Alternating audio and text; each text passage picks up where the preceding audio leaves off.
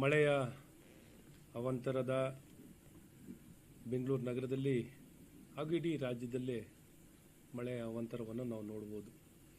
ಈ ವಿಚಾರದಲ್ಲಿ ಪತ್ರಿಕಾಗೋಷ್ಠಿಯಲ್ಲಿ ನನ್ನೊಂದಿಗೆ ನಮ್ಮ ಹಿರಿಯರು ಆಗಿರುವಂಥ ಸನ್ಮಾನ್ಯ ಪ್ರಕಾಶ್ ಶೇಷಾಚಾರ್ ಅವರು, ನಮ್ಮ ಬೆಂಗಳೂರಿನ ಭಾರತೀಯ ಜನತಾ ಪಾರ್ಟಿಯ ದಕ್ಷಿಣ ಜಿಲ್ಲೆಯ ಅಧ್ಯಕ್ಷರಾಗಿರುವಂಥ ಸನ್ಮಾನ್ಯ ರಾಮಮೂರ್ತಿಯವರು, ಬೆಂಗಳೂರು ಉತ್ತರದ ಬಿಜೆಪಿಯ ಜಿಲ್ಲೆಯ ಅಧ್ಯಕ್ಷರಾಗಿರುವಂಥ ಸನ್ಮಾನ್ಯ ಹರೀಶ್ ಅವರು, ಬೆಂಗಳೂರಿನ ಕೇಂದ್ರದ ಅಧ್ಯಕ್ಷರಾಗಿರುವಂಥ ಸನ್ಮಾನ್ಯ ಸಪ್ತಗಿರಿ ಗೌಡರು ಇವತ್ತು ನನ್ನೊಂದಿಗೆ ಪತ್ರಿಕಾಗೋಷ್ಠಿಯಲ್ಲಿದ್ದಾರೆ. ಆತ್ಮೀಯರೇ, ಕಾಂಗ್ರೆಸ್ ಸರ್ಕಾರ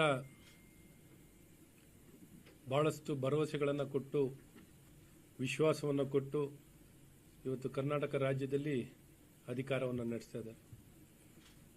ಸತತವಾಗಿ ಎಲ್ಲ ಮಳೆ ಸಂದರ್ಭದಲ್ಲೂ ಪ್ರತಿ ವರ್ಷವೂ ಸಮಸ್ಯೆಗಳ ಮೇಲೆ ಸಮಸ್ಯೆಗಳನ್ನೇ ನೋಡುವಂಥದ್ದಾಗ್ತಿದೆ. ಪರಿಹಾರ, ₹1 ಪರಿಹಾರ ಕಾಣುವಂಥದ್ದಾಗ್ತಿಲ್ಲ. ಇವತ್ತು ಮಳೆಯ ಅವಾಂತರದಿಂದಾಗಿ 10 ಜನ ಸಾವಾಗಿರುವಂಥದ್ದು. ಈ ಮಳೆಗಾಲದಲ್ಲಿ 10 ಜನ ನೇರವಾಗಿ ನಾವು ಕಂಡಿರುವಂಥದ್ದು ಏನು, ಮರ ಬಿದ್ದು, ಕಾಂಪೌಂಡ್ ಬಿದ್ದೇ ತೀರೋಗಿರೋರು 8-9 ಜನ ಇದ್ದಾರೆ.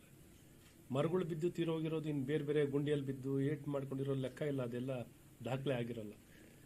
ನಾವು ನೇರವಾಗಿ ಕಂಡಿರೋದು 10 ಜನ. ಅದು ಏನು 7 ಜನ ತೀರೋಗಿರೋದು ಸರ್ಕಾರಿ ಕಾಂಪೌಂಡು, ಬೌರಿಂಗ್ ಹಾಸ್ಪಿಟ್ಲಿನ ಕಾಂಪೌಂಡನ್ನು ಬಿದ್ದೋಗಿ ಆಗಿರುವಂಥದ್ದು. ನಿನ್ನೆ ವಿಜಯನಗರದಲ್ಲಿ ಒಂದು ಕ್ಲಬ್ಬಿನ ಕಾಂಪೌಂಡ್ ಬಿದ್ದು ತೀರೋಗಿರುವಂಥದ್ದು. ಈ ರೀತಿ ಸರ್ಕಾರ ಇಲ್ಲಿ ಬದುಕಿದೆಯೋ ಇಲ್ಲವೋ ಗೊತ್ತಿಲ್ಲ. ಇವತ್ತು ಅತಂತ್ರ ಪರಿಸ್ಥಿತಿಯನ್ನು ನಿರ್ಮಾಣ ಮಾಡಿ ಇವತ್ತು ಎಲ್ಲ ಮರಗಳು ಇವತ್ತು 470 ಮರದ ಬಿದ್ದಿರುವಂಥದ್ದು, ಕೊಂಬೆಗಳು 1200 ಕೊಂಬೆಗಳು ಬೀಳ್ತಿರುವಂಥದ್ದು. ಮಾನ್ಸೂನ್ ಬರೋ ಮುಂಚೆ ಏನೊಂದು ಪ್ರಿಕಾಷನರಿ ಮೆಷರ್ ತೊಗೊಳ್ಬೇಕು, ಡಿಸಿಲ್ಟಿಂಗ್ ಮಾಡಬೇಕು. ಲೋ ಲೇಯಿಂಗ್ ಏರಿಯಾಗಳು, ಇವತ್ತು ಲೋ ಲೇಯಿಂಗ್ ಏರಿಯಾ ಅಂದಿದ ತಕ್ಷಣ ಜಂಕ್ಷನ್ಗಳು, ಪ್ರಮುಖವಾಗಿರೋ ಜಂಕ್ಷನ್ಗಳು ಬಿಡಿ, ಎಲ್ಲ ಲೋ ಲೇಯಿಂಗ್ ಏರಿಯಾಗಳು ಇವತ್ತು 600ರಿಂದ 700 ಲೋ ಲೇಯಿಂಗ್ ಏರಿಯಾಸ್ಗಳಿದ್ದಾವೆ.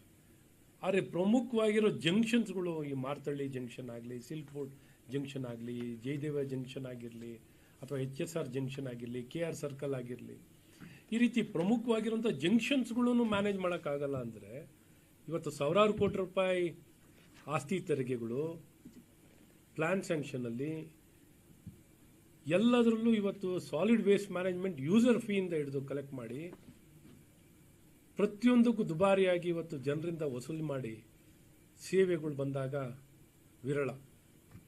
ಯಾವ ಸೇವೆಯನ್ನು ಪರಿಣಾಮಕಾರಿಯಾಗಿ ಕೊಡದೆ ಜನ ದುಡ್ಡು ಕೊಟ್ಟು ಸೇವೆ ಸಿಗ್ತಿಲ್ಲ.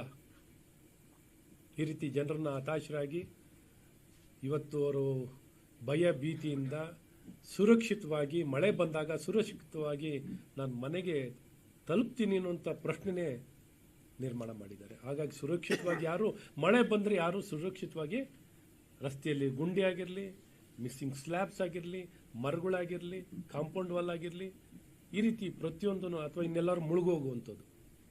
ಈ ಮುಳುಗೋಗೋ ಪರಿಸ್ಥಿತಿಯನ್ನು ನಿರ್ಮಾಣವನ್ನು ಬೆಂಗಳೂರನ್ನೇ ಇವತ್ತು ಮುಳುಗೋಗುವಂಥ ಪರಿಸ್ಥಿತಿಯಲ್ಲಿ ನಿರ್ಮಾಣ ಮಾಡಿ ಸ್ಟ್ರಾಂಗ್ ವಾಟರ್ ಡ್ರೈನ್ನಾಗಲಿ ಅಥವಾ ಜಂಕ್ಷನ್ಸ್ಗಳಾಗಲಿ ಮರಗಳನ್ನು ಪ್ರೀ ಮಾನ್ಸೂನ್ ಏನು ಟ್ರಿಮ್ಮಿಂಗ್ ಮಾಡಬೇಕಾಗಿತ್ತು ಯಾವುದನ್ನು ಏನು ಮಾಡದೆ ಹೀಗೆ ಕೈ ಚೆಲ್ಲಿ ಕೂತಿರುವಂಥ ಈ ಸರ್ಕಾರ, ನಾವು ಎಷ್ಟು ಸಲ ಪರಿಪರಿಯಾಗಿ ಹೇಳಿದ್ರು ಇದರ ಬಗ್ಗೆ ಗಮನವನ್ನು ವಹಿಸದೆ ಇವತ್ತು ಸಂಪೂರ್ಣ ಬೆಂಗಳೂರನ್ನೇ ಅವ್ಯವಸ್ಥೆಯಲ್ಲಿ, ಅವಾಂತರದಲ್ಲಿ ಈ ಮಳೆಯ ಸಂದರ್ಭದಲ್ಲಿ ಬಿಟ್ಟಿರುವಂಥದ್ದಿದೆ.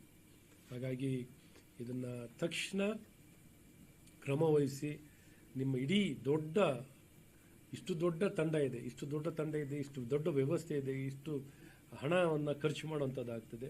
ಈ ಖರ್ಚು ಮಾಡುವಂಥ ಹಣ ಯಾವುದೂ ಸದ್ಬಳಕೆ ಆಗದೆ ದುರ್ಬಳಕೆ ಆಗಿ ಇವತ್ತು ಎಲ್ಲವನ್ನು ಉತ್ತಮವಾಗಿ ಕೊಡ್ತೀವಿ ಅಂತ ಇವತ್ತು ಇಷ್ಟು ಕೆಟ್ಟ ಮಟ್ಟದಲ್ಲಿ ಇವತ್ತು ನಗರ ನಿರ್ವಹಣೆ ಆಗ್ತಿರುವಂಥದ್ದು ಅಥವಾ ರಾಜ್ಯ ನಿರ್ವಹಣೆ ಆಗ್ತಿರುವಂಥದ್ದು ಈ ಕಾಂಗ್ರೆಸ್ಸಿನ ಅವಧಿಯಲ್ಲಿ ಇವತ್ತು ನಾವು ನೋಡ್ಬೋದು. ಅವರು ಬರೀ ಕುರ್ಚಿಗಾಗಿ ಗಲಾಟೆ ನಡೆದಿರೋದು ಹೊರತು ಈ ನಗರ ಜನರು ಅನ್ನುವಂಥದ್ದನ್ನ ಸಂಪೂರ್ಣವಾಗಿ ಮರೆತಿರುವಂಥ ಸರ್ಕಾರ ಏನಾರು ಇದ್ರೆ ಇಂದಿನ ಕಾಂಗ್ರೆಸ್ ಸರ್ಕಾರ ಅಂತ ಭಾಳ ಸ್ಪಷ್ಟವಾಗಿ ಹೇಳಕ್ಕೆ ಇಷ್ಟಪಡ್ತೀನಿ. ಬ್ರ್ಯಾಂಡ್ ಬೆಂಗಳೂರು ಅನ್ನೋಂಥದ್ದು ಬರೀ ಬ್ರ್ಯಾಂಡಿಂಗಿಗೆ ಅಷ್ಟೇ. ಬ್ರ್ಯಾಂಡ್ ಬೆಂಗಳೂರು ಇಲ್ಲ, ಯಾವ ಬೆಂಗಳೂರು ಇಲ್ಲ. ಇಲ್ಲಿ ನೋಡುವಂಥದ್ದು ಅವ್ಯವಸ್ಥೆಯ ಬೆಂಗಳೂರು.